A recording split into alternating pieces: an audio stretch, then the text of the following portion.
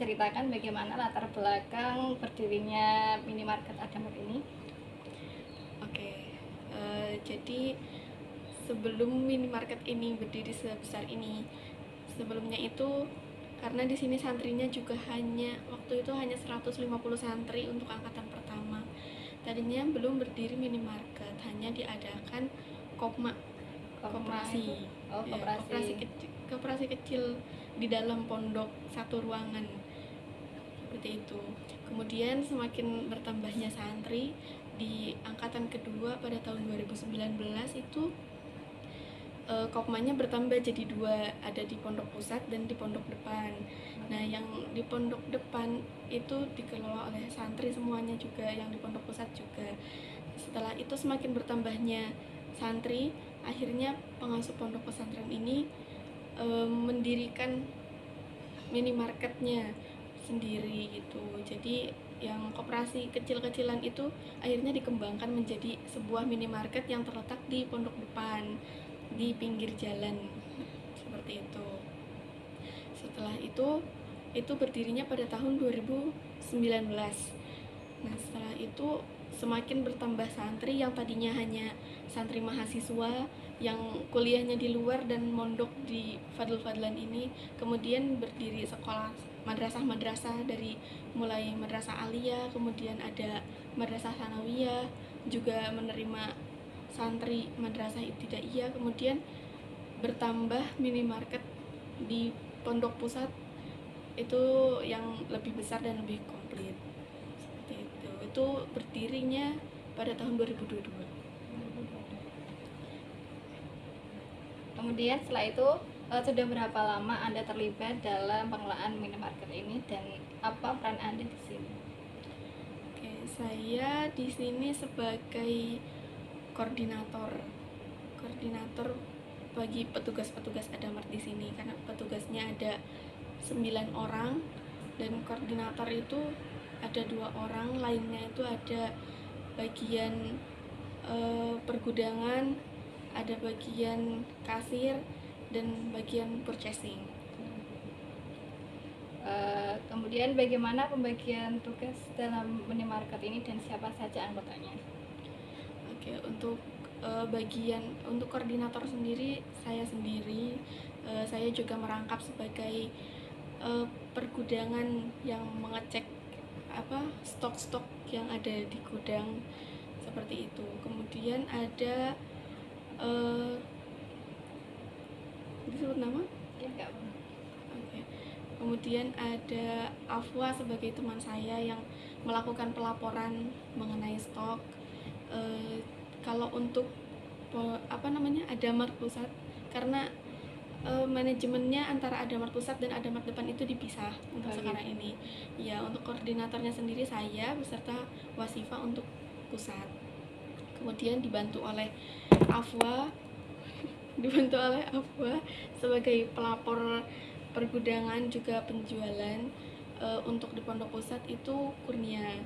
Kemudian untuk pengecekan stok yang di outlet, yang di display itu ada Mbak Yani dan Savana. Kemudian ada bagian kasir dan penataan barang itu ada Filza, Eva sama DCL. Apa saja tantangan terbesar yang Anda hadapi dalam mengelola minimarket ini? Untuk tantangannya apa ya? Ya, karena tujuan utama dari berdirinya minimarket ini sendiri itu untuk memenuhi kebutuhan santri, karena santri di sini berada di tengah-tengah hutan, jauh dari keramaian, yang nggak bisa belanja dimanapun. Akhirnya minimarket ini dituntut untuk bisa memenuhi semua yang santri butuhkan, mulai dari kebutuhan sehari-harinya seperti sabun-sabun, skincare, terutama makanan dan minuman yang mereka inginkan. Kemudian kalau misalnya nggak ada skincare-nya itu bisa just tip itu ya, bisa? Seperti itu, karena kan semua orang berbeda-beda ya skincare-nya, ada banyak jenis seperti itu. Untuk skincare yang nggak biasa diedarkan seperti itu dan harganya nggak santriable, biasanya santri-santri memilih untuk just tip bagaimana Anda menyeimbangkan antara tugas mengelola minimarket marketing ini dengan kegiatan yang ada di pesantren ini? Oke. Untuk waktunya itu alhamdulillahnya di sini tuh minimarketnya itu disesuaikan dengan kegiatan santri. Jadi di jam kegiatan aktif kegiatan santri itu minimarket ini tutup. Jadi kita sebagai pengelola juga bisa mengikuti semua kegiatan yang diadakan oleh pondok. Dan bagaimana cara Anda mengatur stok barang yang ada di minimarket ini? Untuk stok barang sendiri itu karena tadi udah ada pembagian tugasnya ya. Jadi untuk stok barang kalau diketahui barang itu sudah tinggal sedikit, nanti akan ada pelaporan ke bagian gudang dan akan dilakukan pembelian oleh bagian purchasing. Dan di sini juga udah menggunakan software, jadinya nanti akan terdata barang apa saja yang mulai menipis stoknya. Bagaimana cara minimarket ini berkontribusi pada kemandirian ekonomi pesantren?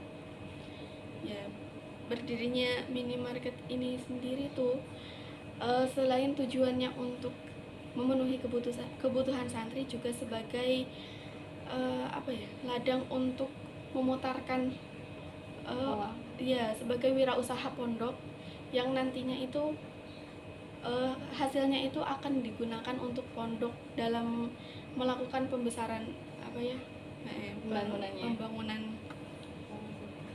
itu. Jadi uangnya itu akan selalu berputar di dalam pondok dan akhirnya menghasilkan gedung-gedung baru. Kemudian bagaimana cara minimarket ini mengatasi persaingan dengan toko-toko yang ada di sekitar pesantren? Sebenarnya untuk persaingan sendiri itu karena ada di minimarket ini ada target marketingnya sendiri, yaitu santri-santri di dalam sini. Jadi tidak terlalu berat untuk bersaing dengan yang di luar-luar, karena memang target marketingnya minimarket di sini itu santri yang ada di dalam pondok. Namun sekarang itu sudah didirikan minimarket baru yang berada di jalan raya itu, dan di situ lebih komplit dan target marketingnya itu termasuk untuk luar juga, seperti itu.